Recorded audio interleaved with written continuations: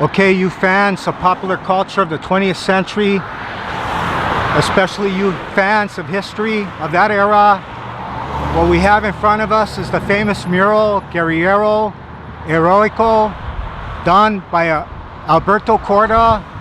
It was actually a photograph that photographer took in Havana, March 5th, 1960. And ever since then, it's become the most famous cultural icon of countercultural rebellion all over the world.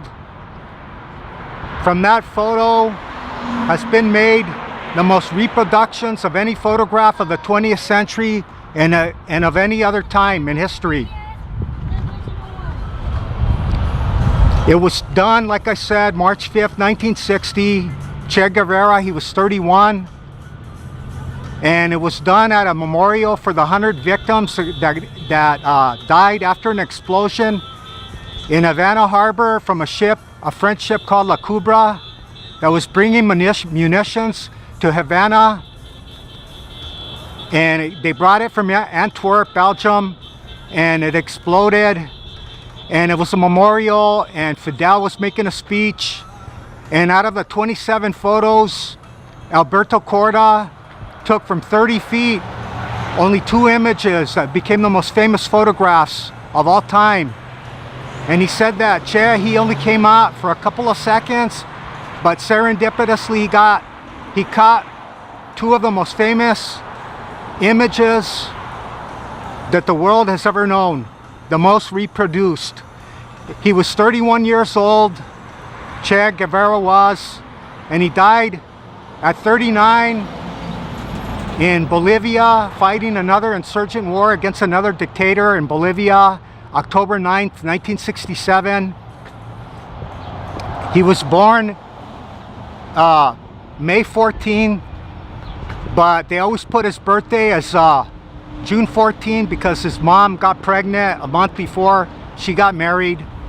So he was a Taurus with Aries rising, the sign of war, in my opinion.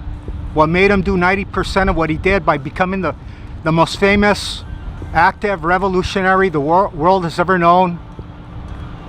And this photo by Alberto Corda wasn't known to the world for 7 years until the famous publisher from Italy, Gian Giacomo Feltrinelli, he went to Cuba, and he asked, he goes, I'm gonna publish Che Guevara's his diaries from the revolution, and I need a good photo. So the officials at the Cuban government told him to go look up Alberto Corda.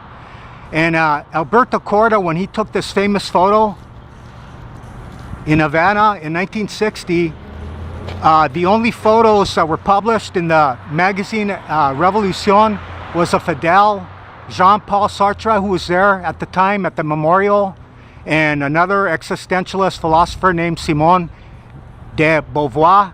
They only wanted those 3 photos, so Alberto Corda, he ended up blowing this famous photo up, and he had it on his wall for 7 years until the famous leftist from Italy, a very wealthy publisher who incidentally published Dr. Zhivago in 1957, and then he later sold it to MGM, Dr. Zhivago, the rights, which incidentally was one, adjusting for inflation, became one of the highest grossing films of all time. He smuggled out Dr. Zhivago out of the Soviet Union, but he wanted to publish these diaries, like I said, of Che. And at the time, Che was fighting in Bolivia, and he was nearing the end. He was cornered in the jungles of Bolivia, his time was coming near an end. So Jean Giacomo, he wanted to publish his diaries before he died. And he ended up going back to Italy. He took the photo, and still the world didn't know about that famous photo until about October 1967 or November. This Irish guy named Jim Fitzpatrick, he's the one that made the famous poster that I zoomed in on at the beginning, the red, black, and white one. With that photo, that poster that he did, he gave out millions of them for free. So if you were alive at that time, you would have seen that poster, along with, of course, Raquel Welch in 1 million years BC. That was another prolific poster. Easy Rider and Abbey Road, of course. You saw it in all the garages, workshops, dorms, bedrooms all over the world. And anytime there's conflict in the world, this image at the far-flung corners of the world always appears. Oddly, it just appears, and then whenever that conflict is over, it disappears. And Che, he had 5 children when he died. He was married to a lady named Elida at the time. And he was born in Rosario, Argentina, like I said before, actually in May of 1928. He would have been 88 if he would have lived. And in 1951, he took a trip by himself on a bike with an engine on it in Argentina, 2,800 miles. And then he took a 5,000-mile trip with his pal in 1952 on a British Norton 500cc motorcycle. He did 5,000 miles. And that's when the Ernesto Guevara became radicalized and became a revolutionary in his heart. He was always for the underdog, his dad said. And that's when he became radicalized, when he saw the poverty, ignorance, and illiteracy and disease all over South America and Central America.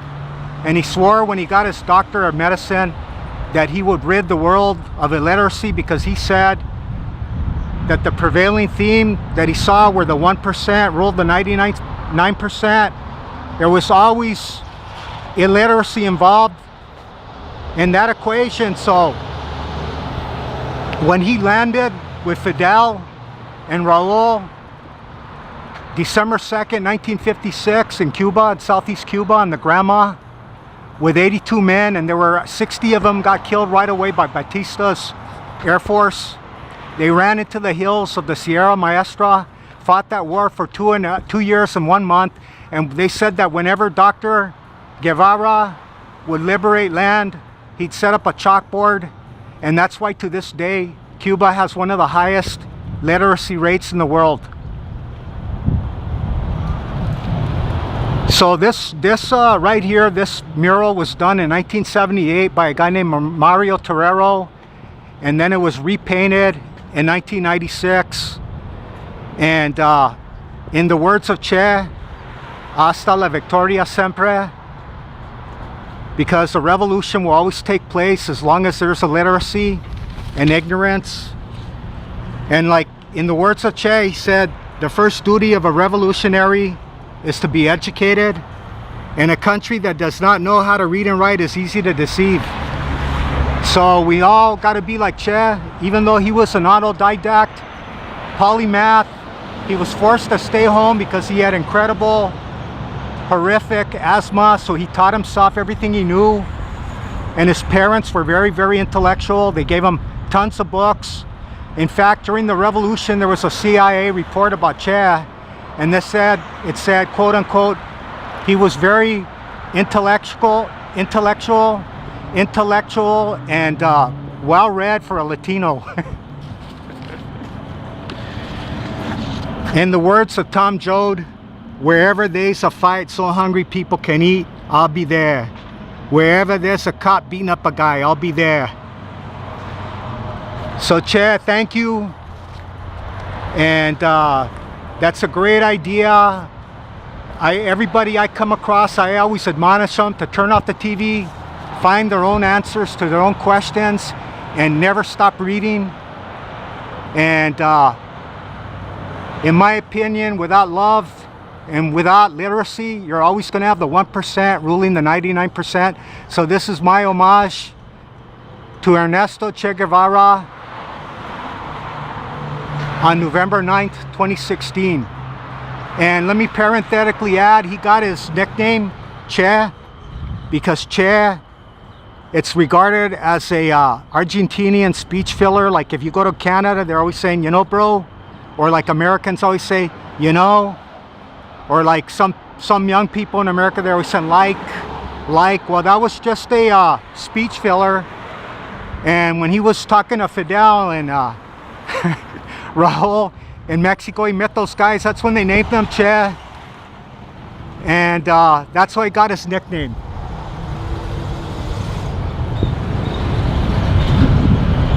So we're here in Estrada Courts on Olympic. We're a little bit east of the old Sears Roebuck department store, which incidentally where Charles Bukowski had his first job. Let me see if I can get a shot of it over here. If you ever read Charles Bukowski's books and read about him, his biography, that's where he had his first job, over there at Sears Roebuck. And this Estrada Courts, they built in 1942 for the overcrowding due to World War II, because of all the workers that were coming to Los Angeles due to the war industries. In fact, this is where the Black Eyed Peas did a famous video in 2003. I think the song was Where's the Love? And then of course Tupac, he did a video here in 1996. And getting back to when Che and Fidel, when they kicked out Fulgencio Batista, that monster, he took $300 million out of the island from graft and payoffs due to Meyer Lansky, Lucky Luciano, the organized criminals that ran that country along with Batista for 7 years. All the heroin, all the prostitution, all the gambling, all the corruption, the most bloody dictatorship in Latin America, in the words of John F. Kennedy. That's what they kicked out. And they gave about 99% of the land back to the 99%. And that's why they have the notoriety that they do. But Che, he just saw it as a liberation of war against ignorance and illiteracy. So Che, wherever you're at, good night, sweet prince, and thank you for your war against oppression.